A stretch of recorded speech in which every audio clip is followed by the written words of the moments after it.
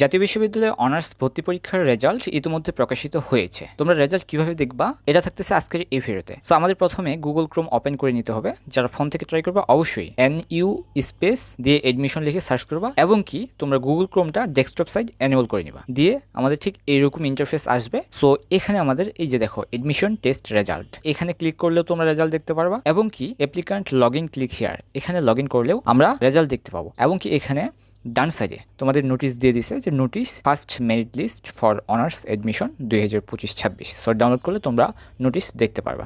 So এখন কথা হচ্ছে আমরা এডমিশন টেস্ট রেজাল্টে ক্লিক যদি করি, এখানে আমরা ক্লিক করলে আমাদের এ ধরনের ইন্টারফেস আসবে, admission test result and applicant ID or admission test role. তোমার যেই অ্যাপ্লিক্যান্ট আইডি আছে এবং কি টেস্ট রোল আছে সেটা এখানে দিয়ে সার্চ অপশনে ক্লিক করলে এরকম কিছু ইনফরমেশন দেখাবে, অ্যাপ্লিক্যান্ট আইডি দেখাবে, রোল নাম্বার দেখাবে, এবং কি তোমার নাম দেখাবে, এবং তোমার রেজাল্ট দেখাবে, এবং কি তুমি কত পেয়েছো সেটা দেখাবে।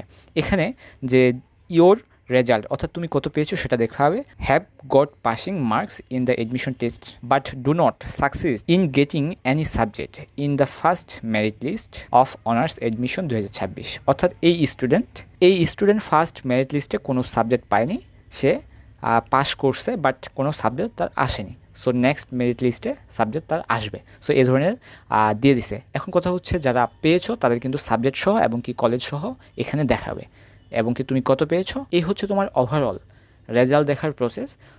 সো রেজাল্ট দেখতে তোমরা একটু ঝামেলা পোহাইতে পারো, কারণ সারা বাংলাদেশের স্টুডেন্ট কিন্তু এই ওয়েবসাইটের ভিতর এখন বর্তমান ঢুকতেছে। সো আশা করি বিষয়টা ক্লিয়ার, যে তোমরা একটু অপেক্ষা নাও, দিয়ে অপেক্ষা করার পর তোমরা ধৈর্য ধরে অপেক্ষা করার পর তোমরা সেই রেজাল্টটা পরবর্তীতে দেখতে পারবা। কারণ এখন প্রচণ্ড পরিমাণ ওয়েব জাম করতেছে, ঝামেলা করতেছে, ঢুকতেছে না, ইরোর দেখাচ্ছে, তো ইত্যাদি ইত্যাদি বিষয় এখন বর্তমান ওয়েবসাইটে। তো অবশ্যই অপেক্ষা নিয়ে রেজাল্টটা দেখো। তো সবার জন্য শুভকামনা, দেখা হচ্ছে নতুন কোনো আপডেটের সাথে।